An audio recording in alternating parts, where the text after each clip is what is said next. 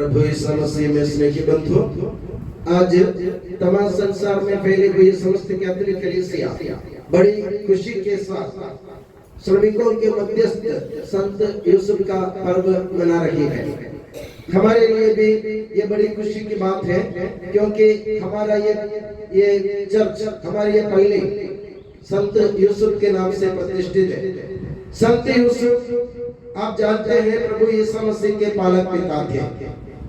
ये प्रभु यीशु मसीह के पालक पिता होने के बावजूद भी संत यूसुफ अपने हाथों से मेहनत की रोटी खाना पसंद करता था। वो बढ़ई का काम करता था, कारपेंटर का काम करता था, और कारपेंटर का काम करते हुए उन्होंने कभी नहीं सोचा कि मैं प्रभु यीशु मसीह का पालक पिता हूँ और ये काम करना मेरे लिए ठीक नहीं है। अगर यूसुफ चाहते, प्रभु ईश्वर से मांगते, तो प्रभु ईश्वर को सब कुछ यूं ही दे देता। मगर संत यूसुफ ने क्या सोचा? संत यूसुफ ने यह सोचा, मेहनत का फल हमेशा मीठा होता है, मेहनत की रोटी हमेशा स्वादिष्ट होती है। जब हम अपने हाथों से रोटी बनाकर खाते हैं तो हमको अच्छी लगती है। जब दूसरे हमको रोटी बनाकर देते हैं तो हम उसमें खामियां और कमियां पाते हैं, दोष लगाते हैं। मान लो कि हमारी मम्मी ने हमें रोटी बनाकर दी, तो मम्मी से कहेंगे इसमें नमक कम है, ये रोटी मोटी है, तगड़ी है, इसमें मुलायम नहीं है, और ये ज्यादा बड़ी है।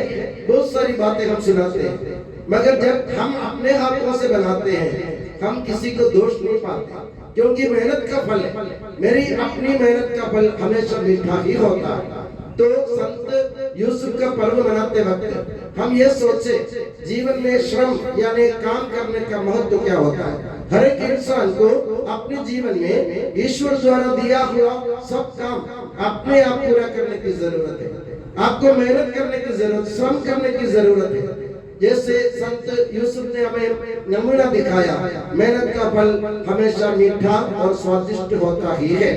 तो आज जब हम संत यूसुफ का पर्व मनाते हैं, हम दुनिया भर के श्रमिकों के लिए यानी काम करने वाले सभी लोगों के लिए विशेष रूप से दुआ करें, वे ईमानदारी और निष्ठा के साथ काम करें। हम काम करते जरूर है मजबूरी के कारण, हमको बाहर से बोलते हैं या हमको दबाव डालते हैं इसलिए हम काम करते हैं। मगर काम करते वक्त हम ये सोचना है, ये मेरी जिम्मेदारी है, इसे बखूबी से पूरा करना मेरा दायित्व होता है। ऐसा कभी आपने सोचा नहीं होगा। ये सोचकर अगर आप काम करते तो मजबूर के कारण आप मेहनत नहीं करते। जो मजबूर के कारण मेहनत करते हैं उनके जीवन में हमेशा कड़वी बातें आती हैं। मगर जो अपनी मर्जी से, अपनी स्वेच्छा से, अपने पूरे मन से जो काम करते हैं या श्रम करते हैं, वे हमेशा अपने आप को धन्य मानते हैं। कारण क्या है कि आपकी मेहनत का फल हमेशा, जैसे मैंने कहा, आपके लिए स्वादिष्ट होगा ही सही। और आप जब मेहनत करेंगे तो लोगों को ये समझा भी देंगे कि मेहनत करने वाले ईश्वर के लिए प्यारे होते हैं। अपने मेहनत से, अपने श्रम से, अपने कार्यों से जब आप इस दुनिया में जीते हैं या कुछ दूसरों के लिए करते हैं, तो ये समझो कि ईश्वर ने आपको अपने दिल से अपनाया है। संत यूसुफ का नमूना आप देखिए। संत यूसुफ बड़े पालक पिता होते हुए भी अपने हाथों से परिश्रम करना चाहता था, क्योंकि उनका ये विचार था कि ईश्वर ने मुझे इस दुनिया में इसलिए भेजा कि मैं मेहनत करके अपनी रोटी कमाऊं और अपने परिवार को सही साथ रखूं।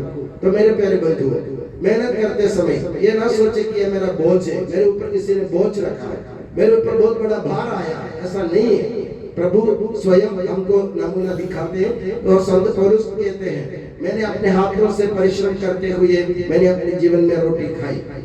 तो ये बात, आराम की रोटी हमेशा हराम होती है, ये हमेशा आप समझिए, आराम हमारे लिए हराम है।